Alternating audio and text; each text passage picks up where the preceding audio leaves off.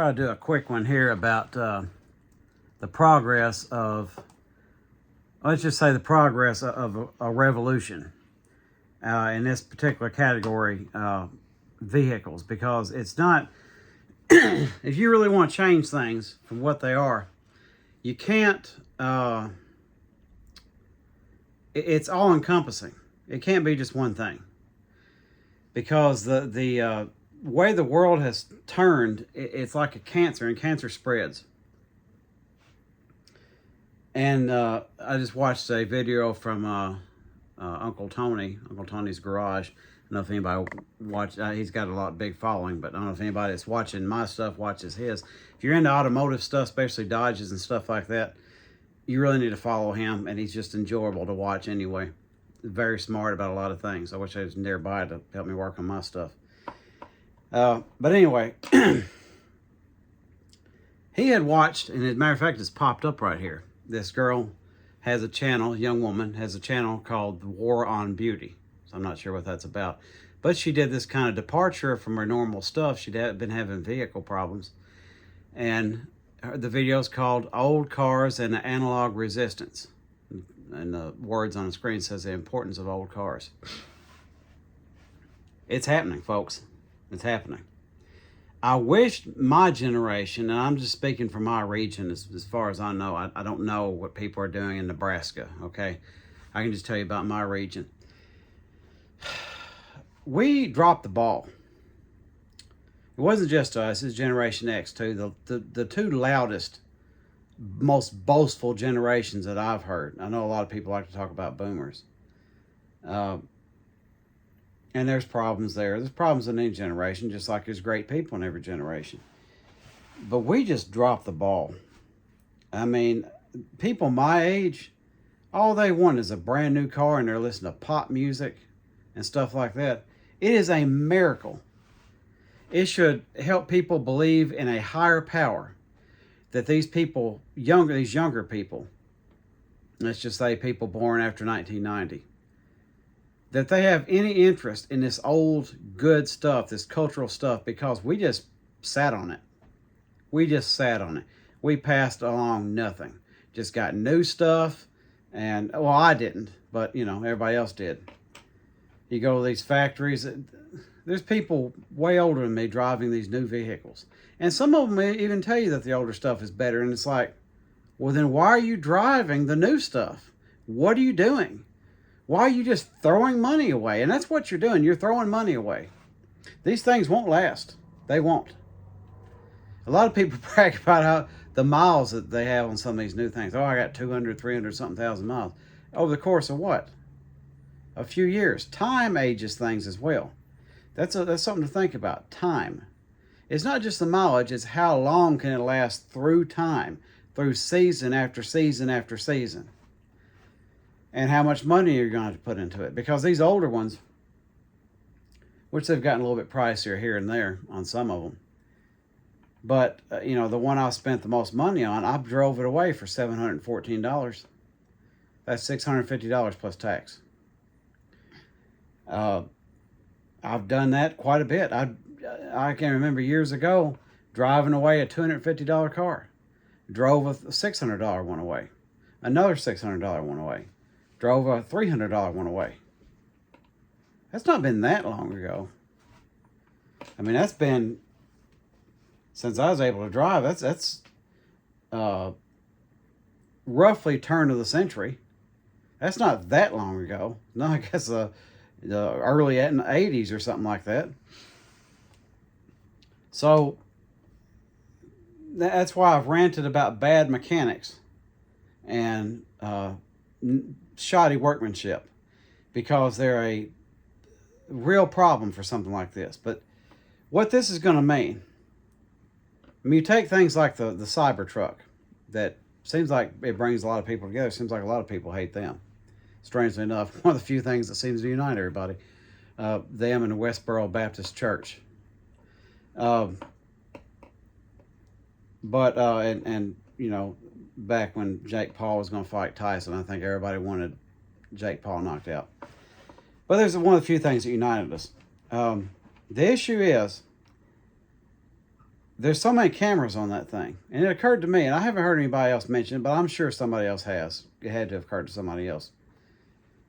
If those things can film around them so as to protect the truck or have some relevance to the truck, they can film you in the background. So if one of them is rolling through town, it's filming everybody.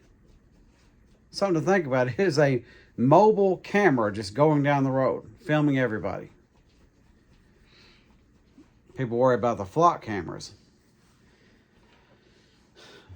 But you got these backup cameras. You got this. It worried me years ago. I don't know if somebody else had come up with it first, but I know Cadillac, they had the OnStar thing where someone could call and have their vehicle unlocked. And I thought, they can unlock it from a distance. Can they lock it from a distance? How far away are they from, like these people got this remote start button. Does that mean that somebody else could shut it down from a distance? Again, I'm not a mechanic. I'm a shade tree mechanic, especially when it comes to this high-tech stuff. But doesn't that make sense to you? What I want people to have, much as I get called commie this and all kinds of other names, depends on who I'm talking to, I want everyone to have control of their lives. Even if you don't like me, I want you to rule your own life. Matter of fact, some of the things we butt heads on is if you're trying to rule someone else's. I want you to have control of your life. We're losing all this time that we could be spending with our loved ones, just being thrown away. And some of it is because of having to pay on these new garbage vehicles. And I've seen people retirement age go back to work to pay on a new vehicle they bought. And you'd think they would know better. Some of it is sort of the ignorance because they grew up in a time when vehicles were more reliable. And they can't fathom that these newer ones that seem smoother off the line, if you just go like off the showroom floor, it looks like a slam dunk for the new ones. They're so smooth. They got so many features. Especially if you ignore the price, but maybe you can argue that away as well. Inflation, But if you can argue that away, you think, well, this is so much smoother. Oh, look at the stats that they're giving me. Look at the mileage. Look at the small print. But the revolution is here, and I'm begging you. Please get older vehicles. If you got to have something fuel injected, there's good fuel injected ones. I don't prefer fuel injection, but I got a few on my list. It hasn't got to be the fastest thing, too. Don't worry about it being the fastest thing in the world. You can make it faster. But, there's something like it's several years of a Taurus that you get, Ford Taurus. But the 3.0 Vulcan, I would leave just about anything else, any other engine they have alone. But that 3.0 Vulcan is amazing. It is not super powerful, but it's a good sounding engine, and it gets good mileage for the car. It's not a huge car, but it feels gigantic inside of it. It's the design of it. I don't know if you'd like the outside. I like what it looks like on the outside, even that. But even if you don't like that, you're like, how did they do this? It's almost, the interior is almost perfect. How did they pull that off? Because it can do that and then get as much as 26 miles per gallon of 87 octane, by the way. Keep that in mind. Not premium. You might get more, but it might be premium, or you should be run on premium. I know Ford used to like to lie about that. When they replaced the Lima with that DOHC 2.3 liter, that thing would run like crap unless you put premium in it. But they put on the brochures, it can run on regular. It had like a 10 or 11 compression ratio, and it would rattle like change if you put 87 octane or even 89 in it. So they will lie to you also. Then there's all the recalls. Then there's these dangers that happen from getting a new one. Don't do it. Don't do it. There's plenty of old vehicles around, and I'm kind of, as I say, pulling the rug out from, I don't want to say the violent one, YouTube is, pulling the rug out from under my own feet, because you might get a whole bunch of things that, might end up sort of extinct for me. But then again, if you do get them, they're less likely to end up in a junkyard, and maybe you would part with it eventually. I'd rather see them saved than scrapped, even if I don't get one. So shop around. Get one. You got something you're driving? Fine. Get something else and make it your project vehicle, and eventually switch onto it when that new one dies on you, because it will. And anything about it is going to cost 2 or 3 times as much. Don't let people fool you about these old ones, and don't let crappy mechanics like the ones I've been through that'll overcharge you. Don't let them fool you. These things are cheaper, and eventually it is possible for every person to work on them. If you're dealing with carburetors, you can replace the entire, well, I don't know about bending the fuel line. In the case of the metal tube needing to be bent, that might be something professional, but who knows, maybe somebody can end up having something like that in their shop. But you can replace bits and pieces of the fuel line, the fuel pump. It's harder to do that with fuel injection because of the fuel pressure. And then you got the big fuel injection manifold and all that, which that can be done. It can be done. So I'm asking you to do that. And that's going to be better for all of us. Even, I don't care what political persuasion you are. We need to shut this stuff down. You want to call for a revolution?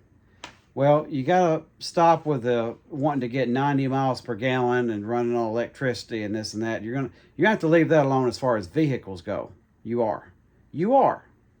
The priority there anyway, if you're talking about individuals, is not in the vehicles. It's in the home. You get solar panels or, windmills, things like that, catching rainwater, things like that that'll be put you off the grid. That's higher priority than trying to have some electric car or something like that, or some hybrid, some nonsense like that. Work on the home first. Work on getting people out of these jobs that will kill them long before their vehicle will. Ask me how I know. So this is something else we should be able to unite on. I don't know that we will. But whether you're lean right wing or lean left wing or whatever, you need to get old vehicles and fix them up and drop the whole, feeling like a monster every time you stick the gas nozzle in. That's not the priority. I get the sentiment, but that's not the priority. The wars, and you know this, the wars and the factories pollute way more than these cars do. Way more. That's not the priority. You end up attacking poor people doing that. You end up doing some of their work for them, stealing our liberty. So that's what we got to work on. We got to go get these old vehicles and fix them up. And we got to have no car payments. We got to have the least amount of auto insurance that they make us get. And maybe work on pushing some policies to get rid of some of that, because that's nonsense also. There's no point in somebody who has not been in a single accident or wreck or anything in 20 years paying a mandatory payment for the rest of their lives just for driving a vehicle. That does not make sense. So that's part of the revolution right there. It's in the automotive field. It's getting us the type of liberty that used to be in the old music videos, you see Bob Seger or somebody like that riding along. They're not making payments on that vehicle. It's paid for. It's theirs. And a lot of people in the past, when you see them in their vehicles, it's paid off. As I don't know if Howling Wolf really said it or not, but as the Howling Wolf character on Cadillac Records said, I own that truck, it doesn't own me. And that's the way you need to live your life.